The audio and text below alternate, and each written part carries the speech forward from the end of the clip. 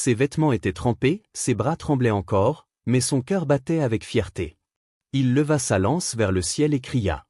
Le fleuve est franchi. Et dans son esprit, il entendit les voix de son peuple, là-bas, répétant le refrain qui ne cessait de l'accompagner. Aïe! Aïe! Le cœur plus fort que la peur.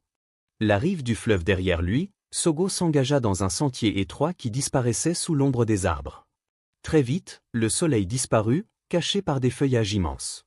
Les troncs étaient larges comme des maisons, les racines serpentaient sur le sol comme des reptiles, et l'air sentait la mousse humide et l'écorce brûlée par le temps. La forêt des murmures. On disait qu'aucun homme ne la traversait sans perdre un morceau de son esprit. Au début, Sogo ne perçut que le vent qui glissait entre les branches. Puis vinrent des chuchotements. Doux, d'abord. Comme des voix d'enfants qui rient. Il s'arrêta. « Qui est là » demanda-t-il. Silence. Puis les voix reprirent. Cette fois, il reconnut des sons plus clairs. « Sogo, pourquoi viens-tu ? Tu n'es qu'un fils de veuve. Retourne chez toi, abandonne. » Son cœur se serra. C'était la voix de son père.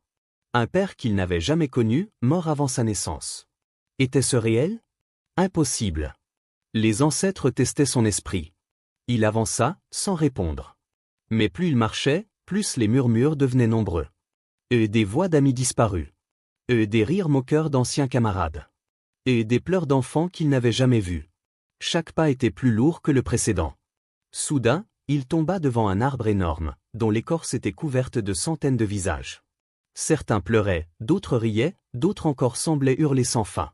Leurs yeux bougeaient, et tous chuchotaient en même temps. « Abandonne, Sogo, tu n'arriveras jamais jusqu'au lion, tourne le dos avant qu'il ne soit trop tard. » Le jeune chasseur serra son amulette de Kori et ferma les yeux. « Je ne suis pas venu pour écouter les peurs.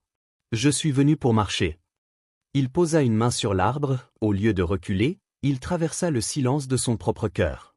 Quand il rouvrit les yeux, les visages avaient disparu. Ce n'était qu'un tronc fendu par le temps.